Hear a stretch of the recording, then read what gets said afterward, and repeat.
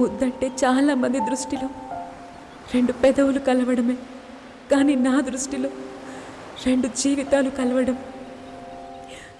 ఈ జన్మకి నువ్వే, ఈ జన్మ నీకే.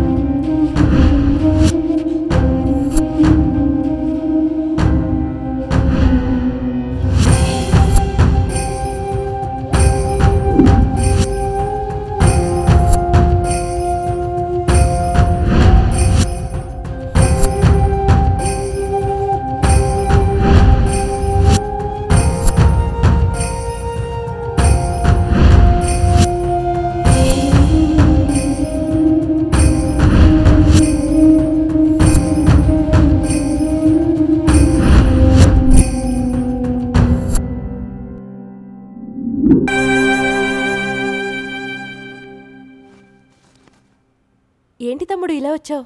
మేడం మీతో కొంచెం మాట్లాడాలి. సరే కూర్చో. లంచ్ టైంకి వచ్చావు, భోంచేయి. నాకు ఆకలిగా లేదు మేడం, ఇప్పుడే మాట్లాడాలి. ఓకే, 10 minutes వెయిట్ చేయి, పాపని స్కూల్ నుంచి తీసుకొస్తాను. ఆగండి మేడం, నా దగ్గర అంత టైం లేదు మేడం. ఇప్పుడంటే ఇప్పుడే మాట్లాడాలి.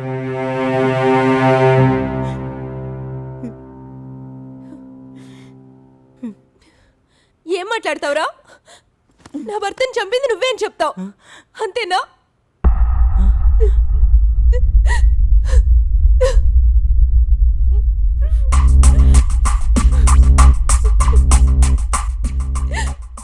నీకెలా తెలుసు?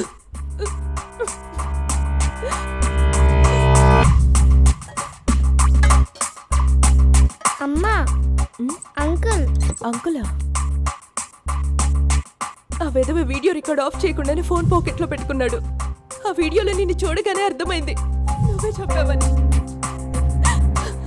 కానీ ఆ వీడియో చూస్తే నాకే వాడిని చంపేయాలనిపించింది. నువ్వు చంపడంలో తప్పులేదు. అందుకే సిఐకి దొరకకుండా ఆ వీడియో నేనే డిలీట్ చేశాను. అదేంటి ఆ వీడియో అప్పుడే డిలీట్ చేసేసాను కదా? ఫోన్లో డిలీట్ చేసినవి రీసెంట్లీ డిలీటెడ్ ఫోల్డర్లో ఉంటాయి. అక్కడ కూడా డిలీట్ చేస్తేనే పోతాయి. Sorry madam. సారీ ఎందుకు? అయినా ఇన్ని రోజులు లేని ఇప్పుడెందుకు చెప్తున్నావు? లొంగిపోదాం అనుకుంటున్నాను మేడం. పిచ్చి పిచ్చి మాటలు మాట్లాడుకో. మంచి మనుషులు 4 గోడల మధ్య కాదు, నలుగురిలో ఉండాలి. అయినా ఈ హత్య వేరే వాళ్ళు చేశారని నిరూపిస్తే నువ్వు తప్పించుకోవచ్చు కదా. నేను తప్పించుకోవడానికి ఎవరిని బలి చేస్తాం? బలి చేయాల్సిన వాళ్ళు బతికుండాల్సిన అవసరం లేదు కదా. అంటే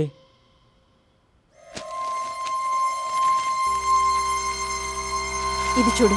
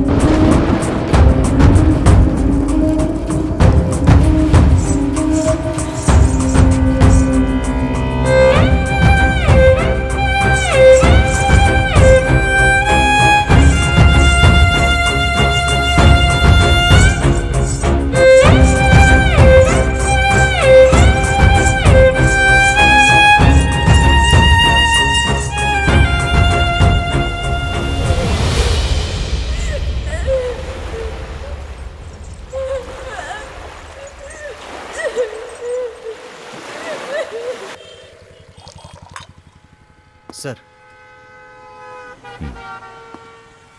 సార్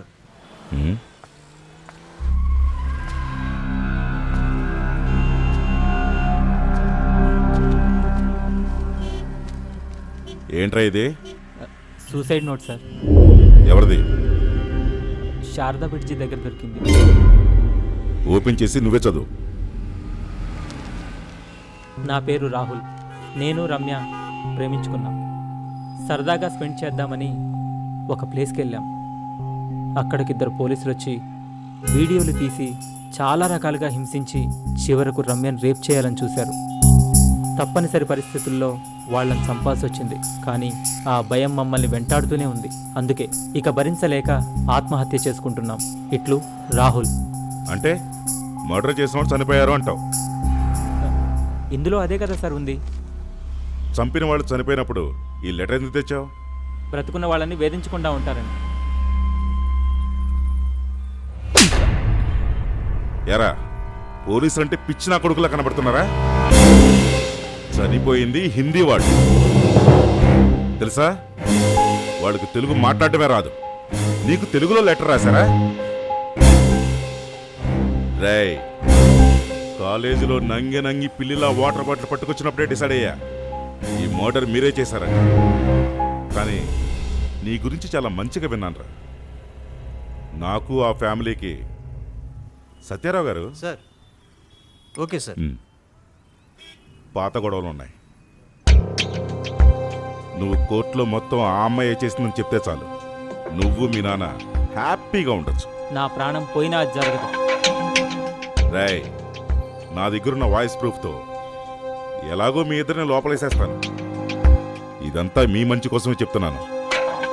మీరు నమ్మినా నమ్మకపోయినా నేను తన కోసం చేసుండొచ్చు. బట్ చేసింది మాత్రం నేనే. ఆవేశంలో మాట్లాడు.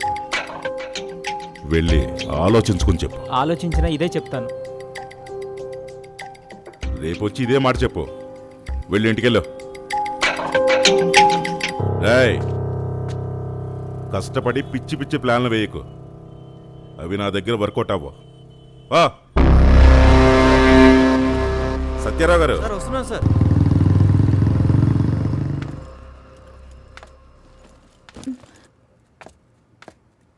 అమ్మా, అమ్మా,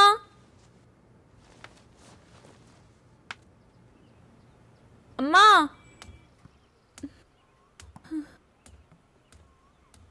అమ్మా.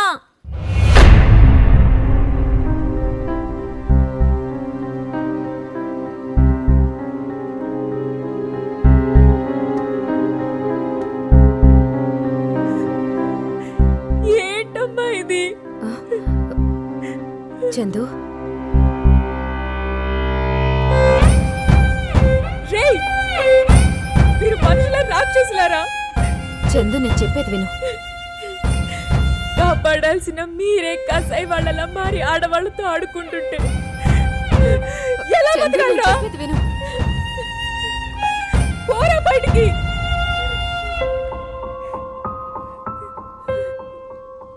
పోరా కుక్క.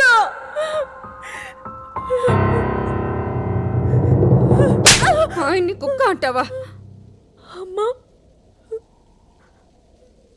ఆయనే మీ నాన్న.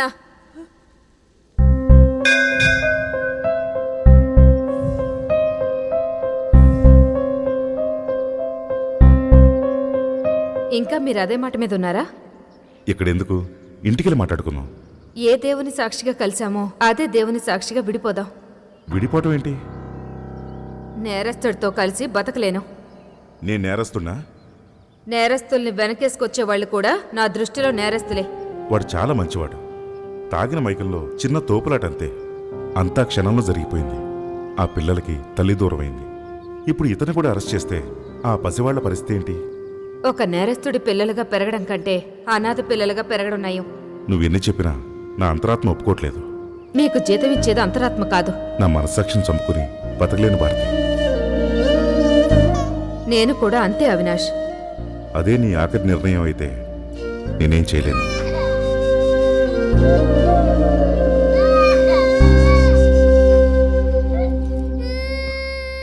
పాప నా దగ్గర ఉండలేవు. ఒక నేరస్తుడి కూతురుగా నా కూతురు పెరగడం నాకు ఇష్టం లేదు. భారతి,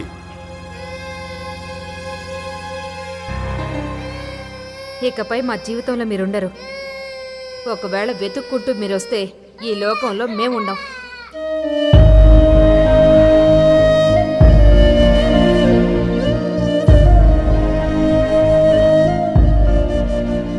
ఊహ తెలిసినప్పటి నుంచి ఐ నెవర్ నో మా నాన్న అని ఎందుకు అబద్ధం చెప్పావు? ఊహ తెలిసినప్పటి నుంచి నువ్వు ఊహించుకున్నావు. నువ్వేనాడు అడగలేదు, నేను చెప్పలేదు. నేను అబద్ధము చెప్పలేదు, నువ్వు నమ్మేది అబద్ధం అని చెప్పలేదు. అంతే. మరా వాయిస్ రికార్డ్ చందు మర్డర్ చేసింది. అర్థమవుతుంది. కానీ నా కూతురు మర్డర్ చేసిందంటే నేను నమ్మలేకపోతున్నా. నీ కూతురు కాదు, మన కూతురు. విధి చాలా విచిత్రమైంది భారతి. ఏ కారణమైతే నా కూతురిని నాకు దూరం చేసిందో అదే కారణం నా కూతురిని నాకు చూపించింది. మీరు కేసుని ఛేదించడానికొచ్చారా, గతాన్ని గుర్తు చేసి వేధించడానికొచ్చారా? ఇంకా కోపం పోలేదా? మీ మీద నాకున్నది కోపం కాదు, ద్వేషం. అది పోవాలంటే కొన్నిసార్లు జీవితం పట్టొచ్చు. జీవితంతో ఎదురుచూసే సహనం నాకుంది. ఇప్పుడేం చేద్దాం? నువ్వే చెప్పు. నీ సిద్ధాంతాన్ని గౌరవించి చట్టం కోసం పనిచేయాలా, లేక నా రక్తం కోసం పనిచేయాలా? ఆ రోజు వాడు నేరస్తుడైతే మనమ్మాయి నేరస్తురాలే. ఆ రోజు వాడు, ఈ రోజు మనమ్మాయి తప్పు చేశారు, కానీ తప్పక చేశారు. నేరం చేసిన వారు ఎవరైనా శిక్ష పడాల్సిందే. నీకు నేరానికి ప్రమాదానికి తేడా తెలియదు భారతి. నా కూతురు జైలుకు వెళ్ళినా పర్వాలేదు, నేను నా సిద్ధాంతానికి కట్టుబడి ఉంటాను. నేనెంత మొండిదాన్నో మీరు మర్చిపోలేదనుకుంటా. నువ్వు మొండివైతే నేను నీ మొగుడు జగమొండినని నువ్వు కూడా మర్చిపోలేదనుకుంటా. ఎవరో తెలియని వాణ్ణే మనస్సాక్షికి కట్టుబడి కాపాడిన వాణ్ణి. ఇప్పుడు నా కూతురు నేను కాపాడుకోలేనా? అప్పట్లాగే ఇప్పుడు కూడా నా మనస్సాక్షి కోసమే పనిచేస్తాను. మీరీ మాటతో నా మనసులో మరో మెట్టు దిగిపోయారు. చనిపోయిన మనిషి ఎన్ని మెట్లు దిగినా ఒకటే. ఆఖరిగా ఒక్క మాట, నువ్వు చట్టాన్ని గౌరవిస్తే చట్టం తన పని తను చేసుకుంటూ పోతుంది. నువ్వు పట్టించుకోకుండా ఉంటే చాలు. తను నేను కాపాడుకోవాలంటే అసలు ఏం జరిగిందో నాకు పూర్తిగా తెలియాలి. ఫోన్లో రికార్డర్ ఆన్ చేసి వెళ్తాను. అసలు ఏం జరిగిందో చెప్పించు చాలు. ప్లీజ్ భారతి, గాజులు వేయాల్సిన చేతికి సంఖ్యలు వేసేలా చేయకు.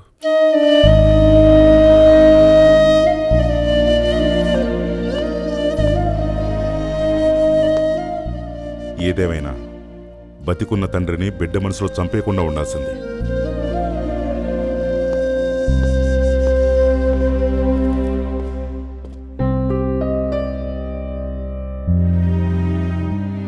నిజం తెలిసాక ఇంకా ఆధారాలు ఏమైనా ఉంటే డిలీట్ చేసేద్దామని ఆ ఎస్ఐ ఇంటికి కూడా వెళ్ళాను.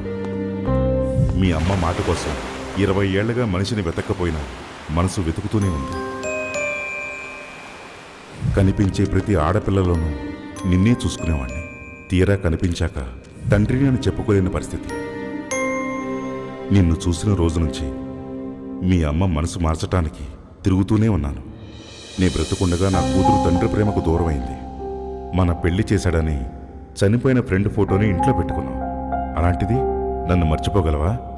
నువ్వు మొండిదనం అయి ఉండొచ్చు, కానీ మనసుకు ముసుగు వేసుకుని బతికేంత మూర్ఖురాలవైతే అనుకోవట్లేదు. అర్థం చేసుకో. మన గతం, పంతం అన్నీ పక్కన పెట్టి మన అమ్మాయి భవిష్యత్తు కోసం ఆలోచించు. నాన్న అని నోరు తెరిచి పిలవకుండానే దూరం అయ్యావు. నాన్న అనే పిలుపు కోసం 20 ఏళ్ళు ఎదురు చూశాను. ఎదురు చూస్తూనే ఉన్నాను.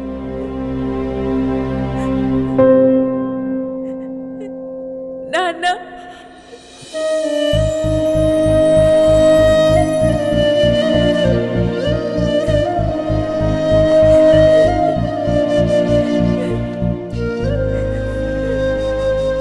నాన్న, శశి ఇదంతా నా కోసమే చేశాడు నాన్న. నాకంతా తెలుసమ్మా. వెళ్ళి ధైర్యంగా ఉండమని చెప్పు. అసలే ఇందాక చాలా భయపెట్టాను.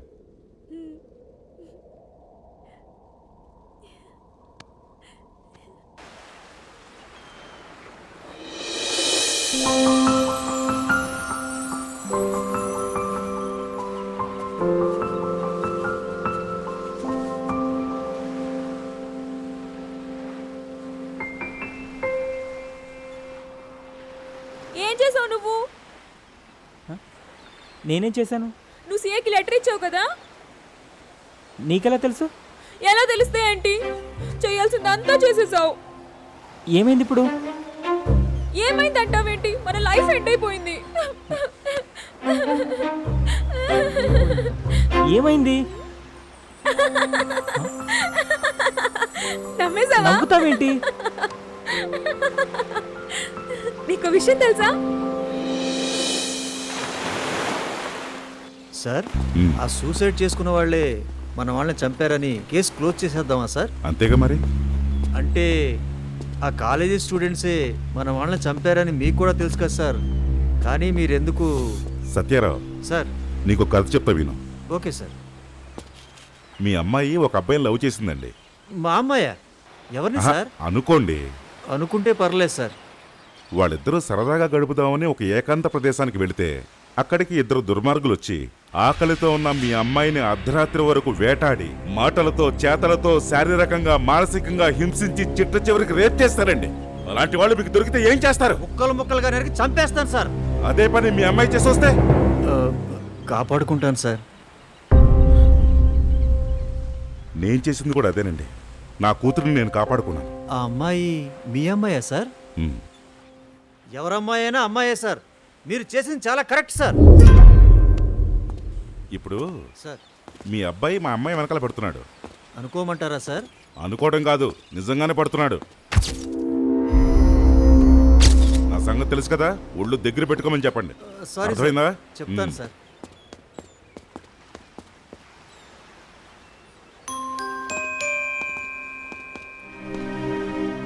తీసుకోమ్మా.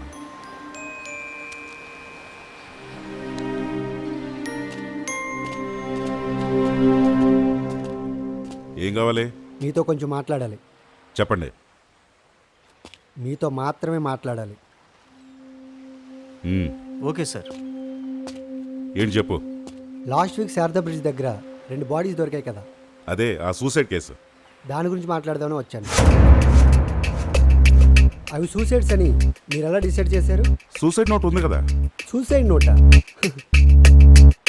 సార్ మీరు తప్పు చేశారు. తెలియక చేస్తుంటే సరిదిద్దుకోండి, తెలియక చేస్తుంటే మాత్రం తప్పించుకోలేరు. నేను తప్పు చేయటం ఏంటి? అవి ఆత్మహత్యలు కాదు, హత్యలు. అవి హత్యలా? ఎవరు చేశారు, ఎందుకు చేశారు? అది తెలుసుకోవడం మీ పని. మీరు వేసిన ప్రశ్నకు మీరు సమాధానం చెప్పే వరకు నేను వస్తూనే ఉంటాను. అవి హత్యలా? అవి హత్యలని కొత్త కేసు ఓపెన్ చేస్తే నా కూతుర్ని పాత కేసులో అరెస్ట్ చేయాలి. వాళ్ళు ఆత్మహత్య చేసుకున్నారని కేసు క్లోజ్ చేస్తే ఇద్దరు అమాయకులకి అన్యాయం చేసిన వాడిని అవుతాను. ఇప్పుడు ఏం చేయాలి? ఇతనెవరో గాని మరో కొత్త కథకి ఆజ్యం పోశాడు.